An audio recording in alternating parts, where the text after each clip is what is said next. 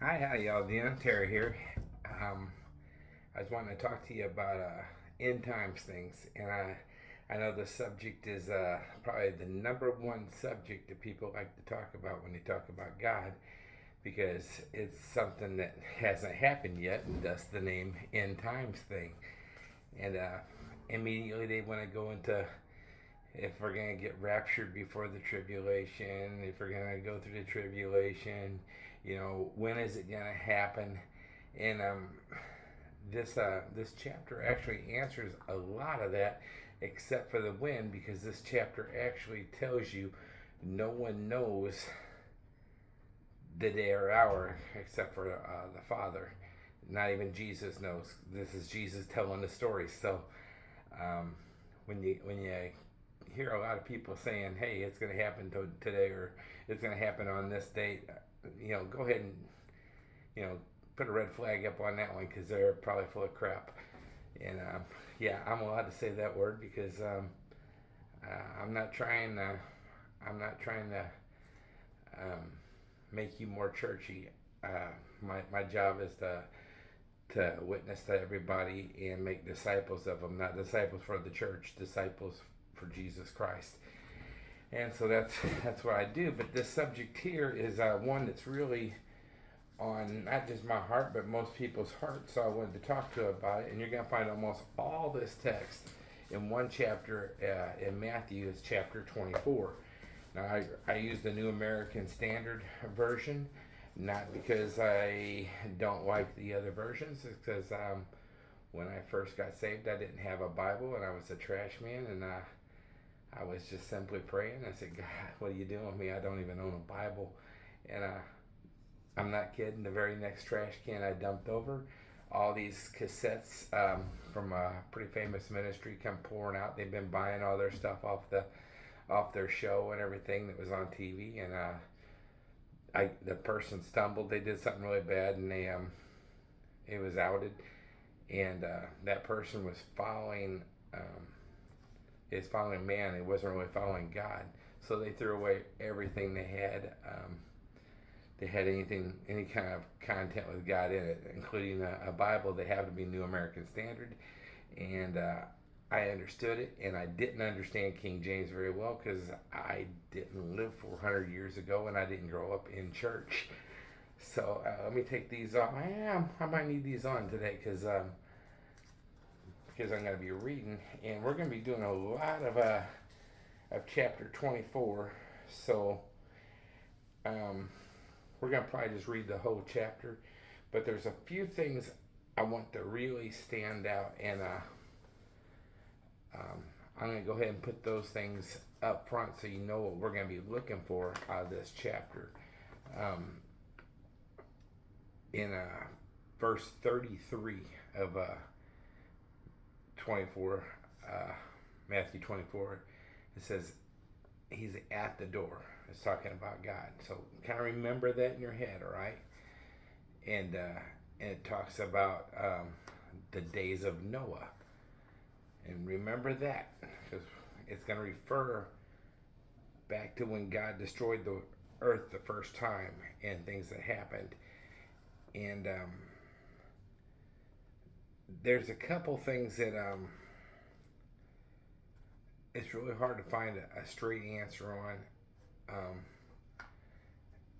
We'll look for it, but it's not going to tell us a whole lot except for it was really wicked, and that's something that was in Daniel.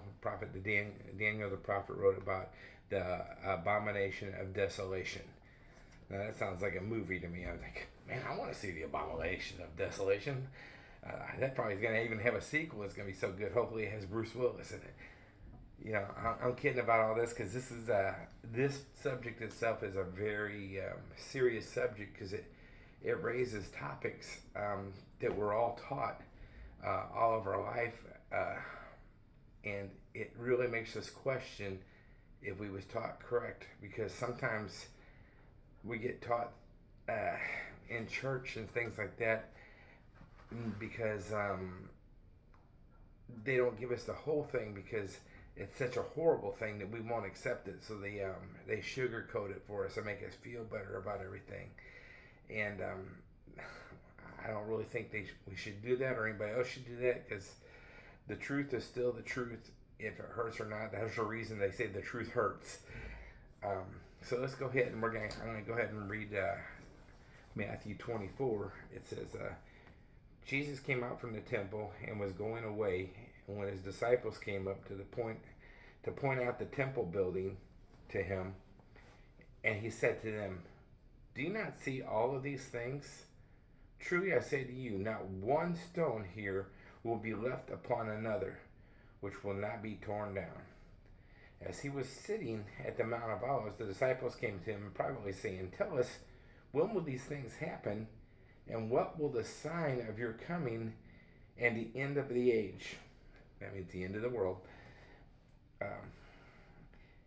And Jesus answered and said to them, "See to it that no one misleads you." Okay, we're going to start having to check out where we're getting our information from. Not just our biblical information, but there's a lot of misleading in this world going on, because it isn't two separate subjects. What's going on is a biblical thing. It says that no one misleads you. Verse 5, "For many will come in my name, saying, 'I am the Christ,' and will mislead many. You will be hearing of wars and rumors of wars. See that you are not frightened, for those things must take place, but that is not yet the end. For nation will rise up against nation, and kingdom against kingdom, and in various places there will be famines and earthquakes. But all of these things are merely the beginning of birth pains." Basically, it's just kind of like seeing the winds picking up and the clouds are moving in before the storm comes. "Then he will deliver you to tribulation." We didn't get raptured yet. And he is not talking to the people that didn't make it. "Then it will deliver you," in this verse 9, "then it will deliver you to tribulation and will kill you, and you will be hated by all nations because of my name. At that time, many will fall away and will betray one another and hate one another." Okay, now, why would people start falling away from God? That don't make no sense, though. But if we start going through this tribulation thing, it probably ain't the great tribulation. We'll see. But if they start going through this tribulation thing and they've been lied to the whole time, saying, "Man, we're going to get raptured and this tribulation is going to happen," but then they start saying, "Hey, man, we're going through this tribulation," I'm mad at, and really they might be mad at Brother Mike or whoever told them this stuff, but really, since they're not really avid, seeking God for knowledge and stuff, Christian type people, they're mad at God because they relate what Brother Mike said to God saying it. So they turn away from God. And this is going to happen a lot, all right here at the end now. "Many false prophets will rise and mislead many. Because of lawlessness is increased, most people's love will grow cold." And we're seeing that all the time, but they've been doing that for years. "But one who endures to the end will be saved." Endures what? Not falling away from God. No matter how much they're persecuted and how much tribulation they're going through, the one who endures to the end shall be saved. And you're saying, "Well, I thought I had nothing to do with this, man. My salvation was I asked God to forgive me and I'm saved." That's true. But remember the whole verse. "Whoever confesses with their tongue and believes in their heart that Jesus is Lord shall be saved." Now, confessing with our tongue is very easy, but believing in our heart is an action. We're going to believe what God's word says, and we're going to follow this thing through because we said, "Hey, be my Lord." Okay.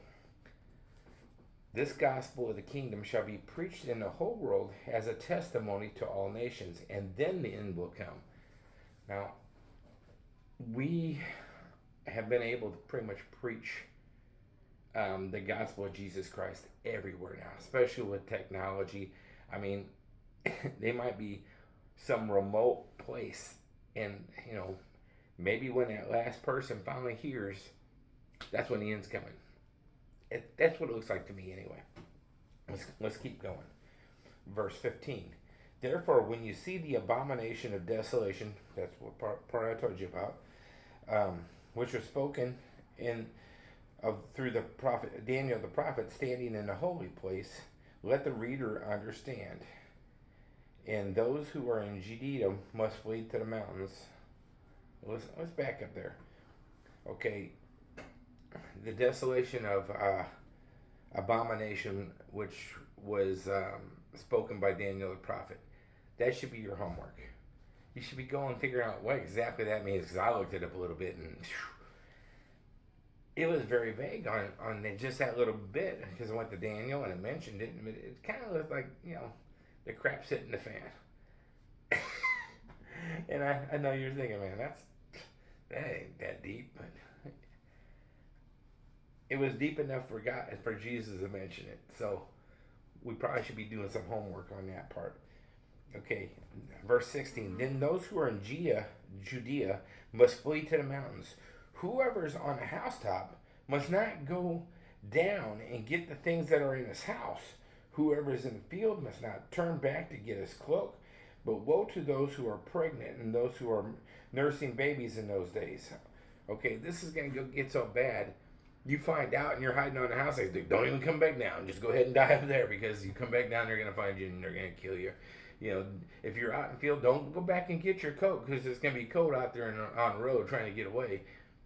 He said, just leave it.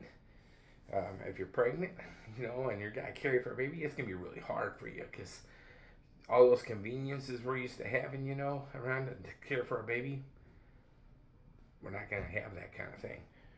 So, but pray that your flight will not be in the winter or on the Sabbath.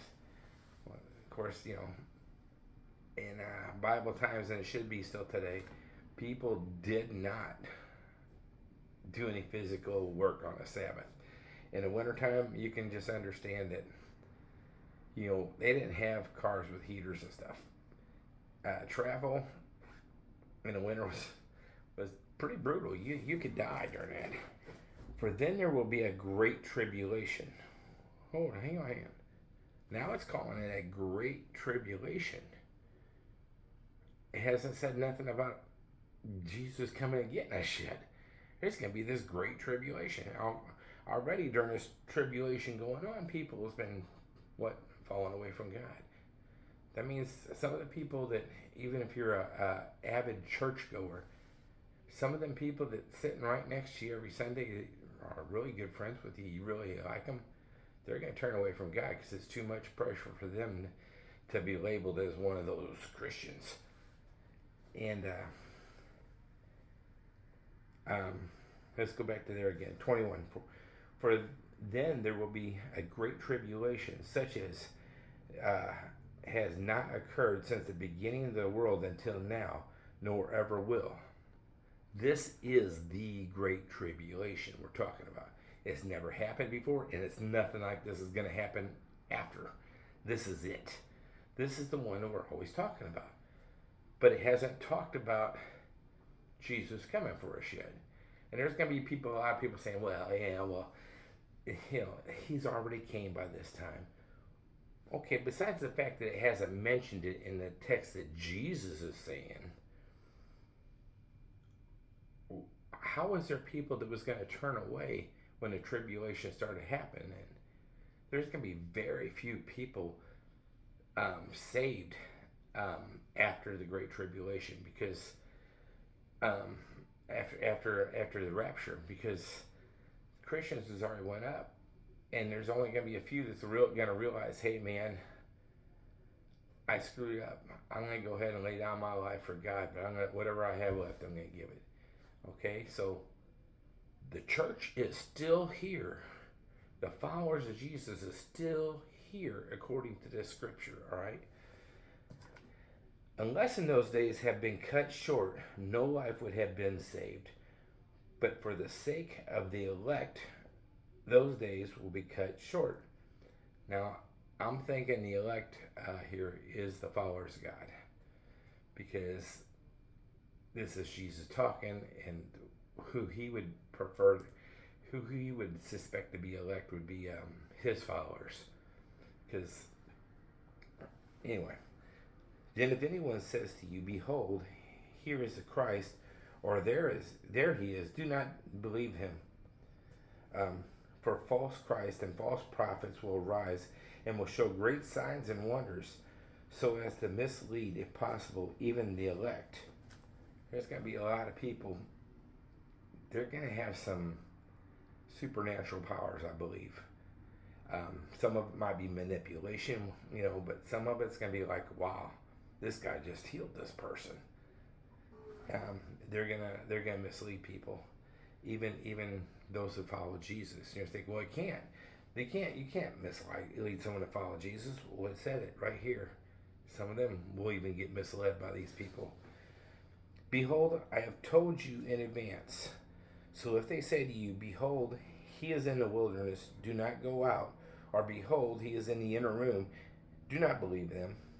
For just as the lightning comes from the east and flashes even to the west, so will the coming of the Son of Man be. Wherever the corpse is, there are vultures. The vultures will gather. Okay, now we are all the way to verse 29.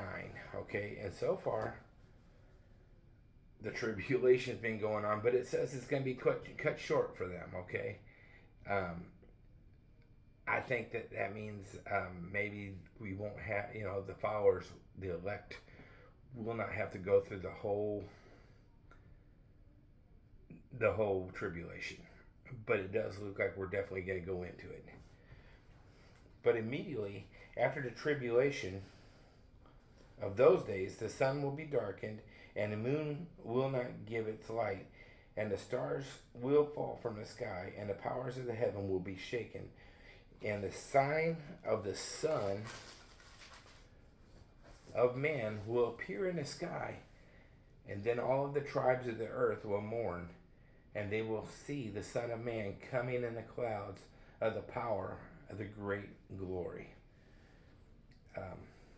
And he will send forth his angels with a great trumpet, and they will gather together his elect from the four winds, from one end of the sky to the other. Looks like we're getting collected. But it did say right before that, after the tribulation. But somewhere it did say it was going to be cut short. We're going to be cut short. So I'm not sure which one that really means. I really don't yet, because we're still in this. But we are in verse 32. Now learn the parable of the fig tree. When its branches is already tender, it puts out its leaves, and the summer is near. Okay, now it's kind of giving you some ideas of what to look for. It's comparing things like, when summer's near, because these trees are starting to put green leaves out and everything. Okay, so you too, when you all see all these things, you recognize that he is right at the door. Oh, that's one of those keywords I told you to look for. He's right at the door.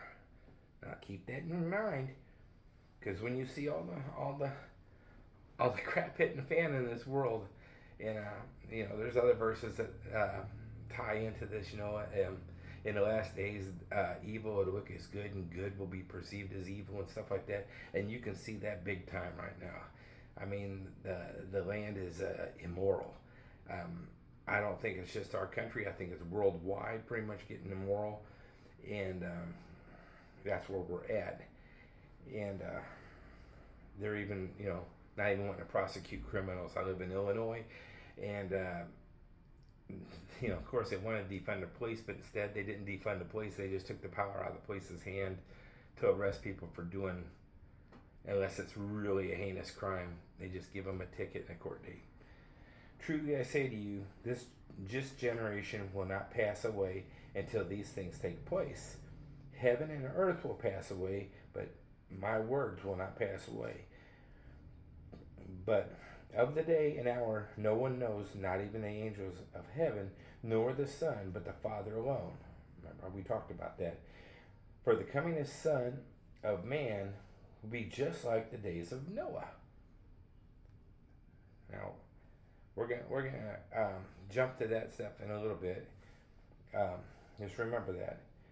For in those days before the flood, they were eating and drinking and marrying and giving in marriage until the day that Noah entered the ark, and they did not understand until the flood came and took them away. So will the coming of the Son of Man be. Um, there's a comparison there. When God destroyed the earth by water, even though Noah kind of said, "Hey, there's a flood coming," and it sounded just crazy to them, because they've never seen a flood before, and Noah's building this boat for 120 years. He's probably the laughing stock of the area, and the village idiot, because they didn't understand, but they understand when the flood started coming. Then there will be two men in the field. One will be taken and one will be left. So the big difference in between the first time God destroyed the world, he just guided a handful of people into a boat and killed the rest. But this time, God's collecting the people. We've done heard about that. There will be two men in the field, and one will be taken, one will be left. Two women will be grinding at the mill, one will be taken, and one will be left. Be ready for his coming. Therefore, be on alert, for you do not know which day the Lord is coming. But be sure of this, that if the head of the house had known at what time of the night the thief was coming, he would have been on alert and would not have allowed his house to be broken into. For this reason, you also must be ready, for the Son of Man is coming at an hour when you do not think he will. Who then is faithful and sensible slave, whom his master put in charge of his household to give them their food at the proper time? Blessed is the slave whom his master finds so is doing when he comes. Truly I say to you that he will put him in charge of all his possession. But if an evil slave says in his heart, my master is not coming for a long time, and begins to beat his fellow slaves, and eat and drink with the drunkards, and the master of the slave will come on that day when he does, and not expect him in the hour which he does not know, and will cut him to pieces and assign him a place with the hypocrites, in a place where there will be weeping and gnashing of teeth. And we've heard hell described in that way, and that is the chapter 24 of Matthew. Now let's go back and we're going to check out how it was in the days of Noah, and we're going to talk about this door thing. And you find all about Noah in Genesis, and this is going to be chapter 6 of Genesis. Now I'm turning pages. I know I should have had those all bookmarked, but I want you to see that, I have to look for it just like you do, especially with this Bible, because I don't have a lot of highlighting on this Bible. So here we go. Genesis chapter 6, verse 5. Then the Lord saw the wickedness of man. This is how it was in the days of Noah. Because remember, God said, just like in the days of Noah, God saw the wickedness of man was great on the earth, and every intent of thought of his heart was only evil continually. That's all I see. I mean, I see us siding with evil and perverse things.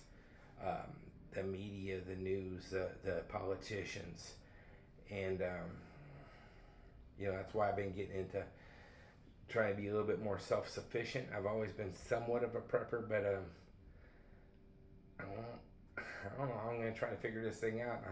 I'll make it as long as I can without having to be persecuted, but I'm sure I won't be able to avoid it, because the Bible doesn't say I'll be able to avoid it. So that's verse 5. Now let's jump to verse 11. Now the earth was corrupt in the sight of God, and the earth was filled with violence. Every day on the news, I watch the news for weather, especially every morning before I go off to work and everything. And our news comes from the St. Louis area, and especially on a Monday because they want to talk about the weekend too. Every day someone gets shot. Every day. And then what the politicians do is like, we need the gun control. They're not, the people that's illegally owning weapons to defend themselves are not the ones shooting people. You know, basically, if they get the gun control and they take it away, the people will be defenseless against the criminals. And I don't know if that's what they want, but that's not what I want. Anyway, then the politics in my little sermon here. It says, God looked on the earth, and behold, it was corrupt, for all the flesh had corrupted their ways upon the earth. Then God said to Noah, the end of all flesh has come before me, for the earth is filled with violence because of them, and behold, I am about to destroy them with the earth. You're going to just blot them out, you know. And he's going to do it again. He's not going to do it with the water because he promised that I will never destroy the earth with water again, but with fire. Side note, it's interesting. The symbol he gives us because the earth got so corrupt and he destroyed it. And the symbol he gave us that he won't ever destroy it with water again is a rainbow. And immorality takes the same symbol, identifies themselves with the symbol that says God won't destroy us with water no more, and identifies the reason he destroyed it with what they stand for. Is that just ironic to you? It is to me. That's just a side note. And we're going to go to verse 7, or chapter 7, verse 16 of Genesis. Now we're about to close this up, but I just wanted you guys to have that aha moment. And here he goes.